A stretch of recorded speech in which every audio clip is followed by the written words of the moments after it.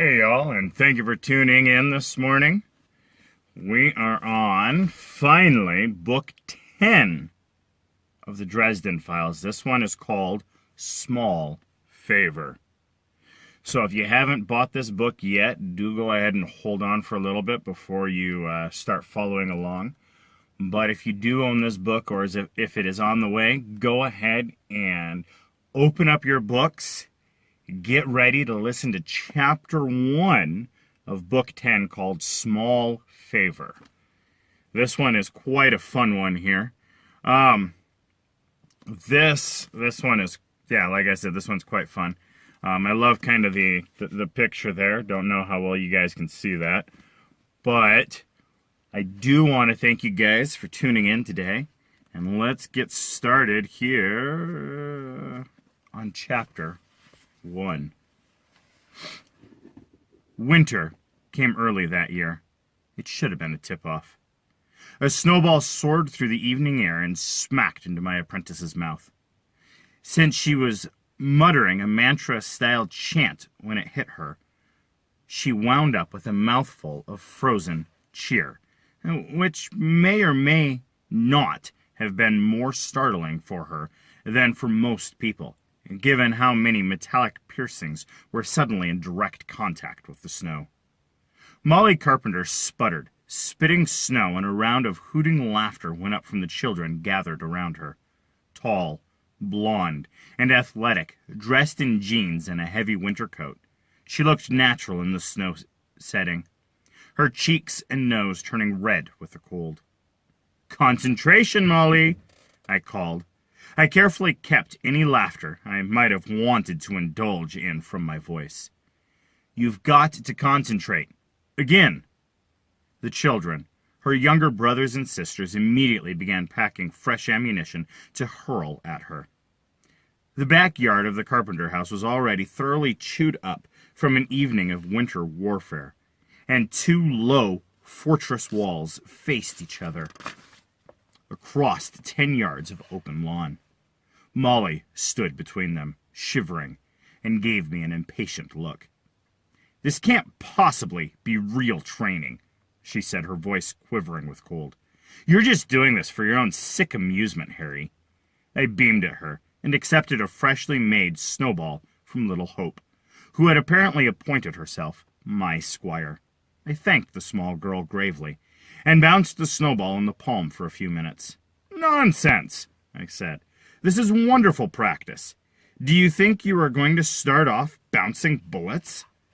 Molly gave me an exasperated look. Then she took a deep breath, bowed her head again, and lifted her left hand. Her fingers spread wide. She began muttering again, and I felt the subtle shift of energies moving as she began drawing magic up around her in an almost solid barrier, a shield, that rose between her and the incipient missile storm. "Ready!" I called out. "Aim!"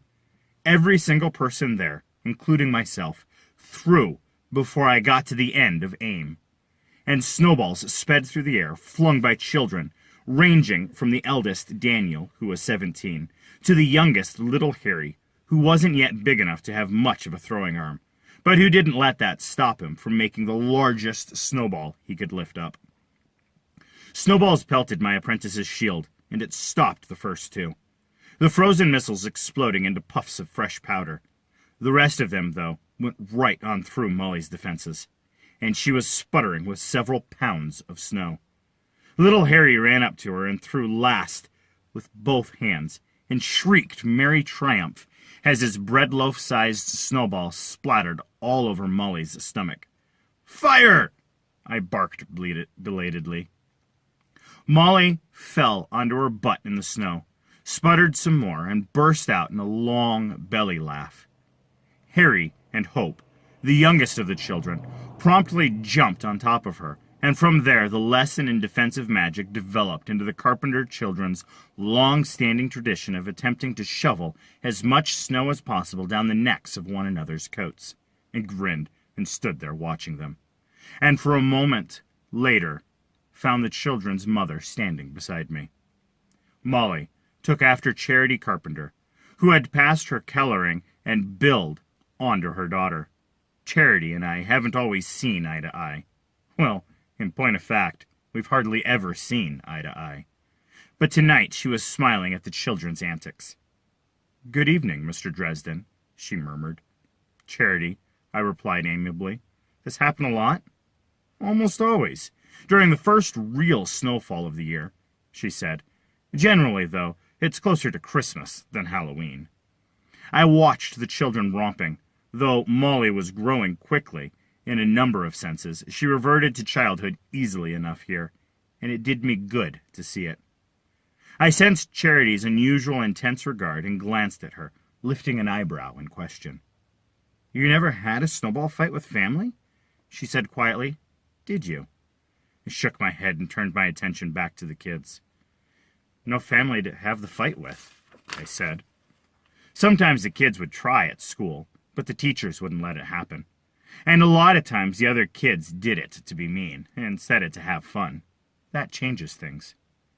Charity nodded and also looked back at the kids. "My daughter, how is her training progressing?"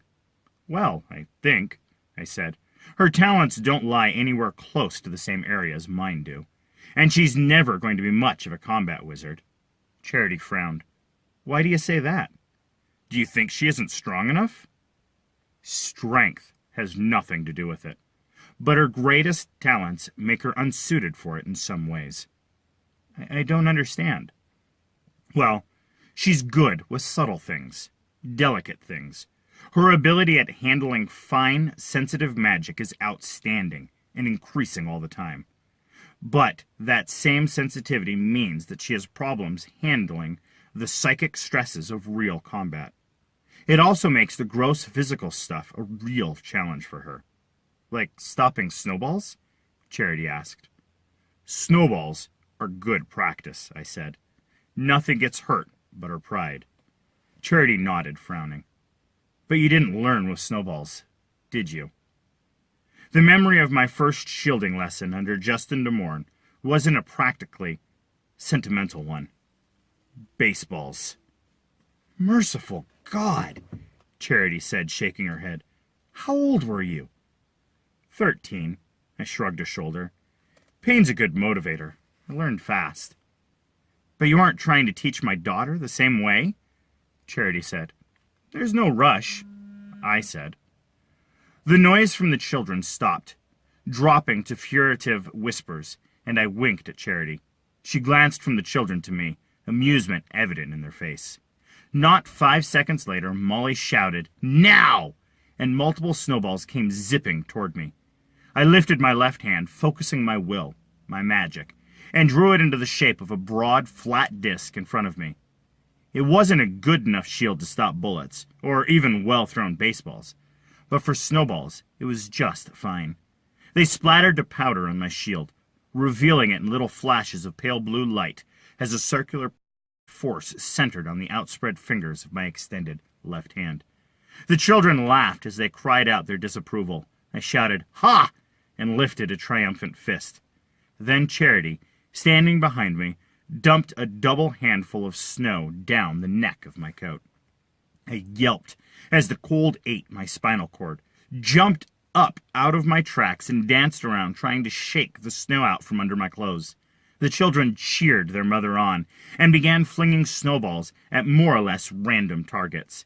And in all the excitement and frivolity, I didn't realize that we were under attack until the lights went out.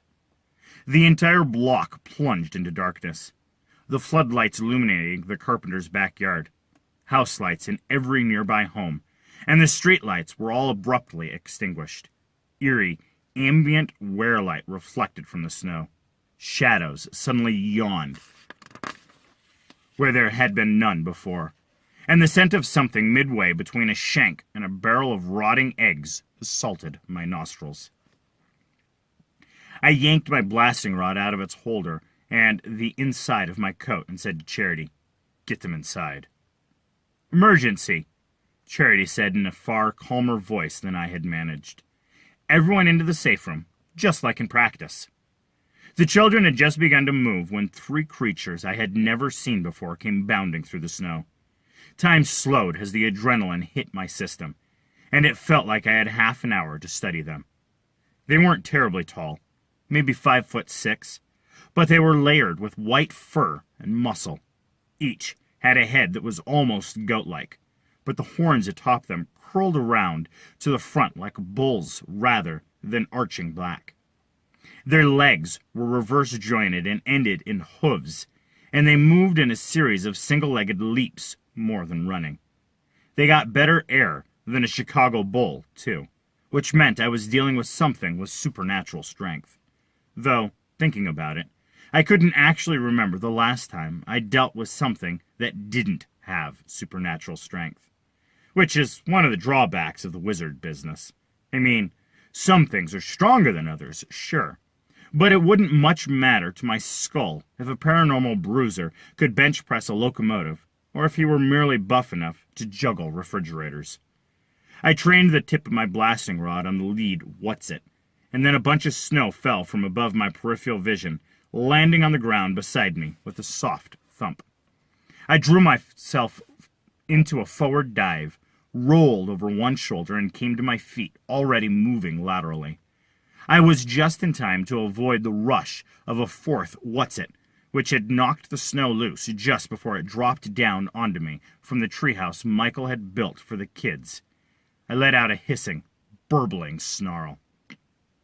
I didn't have time to waste with these backstabbing twit, so I raised the rod as its tip burst into scarlet flame, unleashed my will, and snarled, "Fuego!" A wrist-thick lance of pure flame leapt from the blasting rod and seared the creature's upper body to blackened meat. The excess heat melted snow all around it and sent up a billow of scalding steam. Judging by the tackle hanging between the thing's legs as the steam burst up from the snow, it probably inflicted as much pain as the actual fire. The what's-it went down, and I had to hope that it wasn't bright enough to play possum. The Carpenter children were screaming. I whirled around, readying the rod again, and didn't have a clear shot. One of the white-furred creatures was running after Daniel, Molly's oldest brother. He began to fill out, and he ran with his fingers locked in the back of his coats of little Harry and Hope, the youngest children, carrying them like luggage. He gained the door with the creature not 10 feet behind, its wicked-looking horns lowered as it charged. Daniel went through the door and kicked it shut with his foot, never slowing down. And the creature slammed into it headlong. I hadn't realized that Michael had installed all steel, wood-paneled security doors on his home, just as I had on mine. The creature probably would have pulverized a wooden door. Instead, it slammed its head into the steel doors, horns leading the way, and drove a foot-deep dent into it. And then it lurched away, letting out a burbling shriek of pain. Smoke rose from its horns, and it staggered back, swatting at them with its three-fingered, clawed hands. There weren't many things that reached to the touch of steel like that. The other two whatsits had divided their attentions, or was pursuing Charity, who was carrying little Amanda and running like hell for the workshop Michael had converted from a freestanding garage. The other was charging Molly, who had pushed Alicia and Matthew behind her. There wasn't time enough to help both groups, and even less to waste over the memorial dilemma of a difficult choice. I turned the rod on the beastie chasing Charity and let it have it.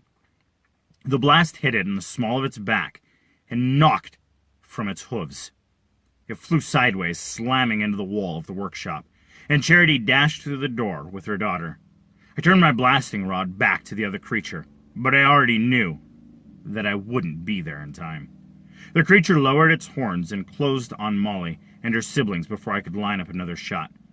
"Molly!" I screamed. My apprentice seized Alicia and Matthew's hands, gasping out a word, and all three of them abruptly vanished. The creature's charge carried it past the space they'd been in, though something I couldn't see stuck its hoof and sent it staggering. It wheeled around at full speed, kicking up snow as it did, and I felt a sudden, fierce surge of exhilaration and pride. The grasshopper might not be able to put up a decent shield, but she could do veils like they were going out of style, and she'd kept her focus and her wits about her. The creature slowed, head sweeping, and then it saw the snow being disturbed by invisible feet, moving toward the house. It bawled out another unworldly cry and went after them, and I didn't dare risk another blast of flame, not with the carpenter's house in the line of fire. So instead, I lifted my right hand, triggered one of the triple-layer rings on it with my will, and sent a burst of raw force at the what's-it. The unseen energy struck it in the knees, throwing its legs out from under it with such strength that its head slammed into the snow. The disturbance in the snow rushed around toward the front door of the house. Molly must have realized that the deformation of the security door would make it difficult, if not impossible, to open, and once again I felt fierce approval. But it faded rather rapidly when the what's-it that had been playing possum behind me slammed into the small of my back like a sulfur and rotten egg-driven locomotive. The horns hit hard, and it hurt like hell, but the defensive magic on my long black leather duster kept them from impaling me. The impact knocked the wind out of me, snapped my head back sharply, and flung me to the snow. Everything got confusing for a second, and then I realized that it was standing over me, ripping at the back of my neck with its claws. I hunched my shoulders and rolled, only to be kicked in the nose by a cloven hoof, and an utterly gratuitous amount of pain came with a side order of whirling stars. I kept trying to get away, but my motions were sluggish, and the what's-it was faster than me. Charity stepped out of the workshop with a steel-hefted ball-peen hammer in her hand and a heavy-duty contractor's nail gun in her right. She lifted the nail gun from 10 feet away and started pulling the trigger as she walked forward. It made foot, foot, foot sounds, and the already seared what's-it started screaming in pain. It leapt up wildly, twisting in agonized gyrations in midair, and fell to the snow thrashing. I saw heavy nails sticking out of its back, and the smoking wounds were bleeding green-white fire. It tried to run, but I managed to kick its hooves out from under it before it could gain its footing. Charity whirled the hammer in a vertical stroke, letting out a sharp cry as she did, and the steel head of the tool smashed open the what's-it's skull. The wound erupted with grayish matter and more green-white fire, and the creature twitched once before it went still, its body being consumed by the eerie flame.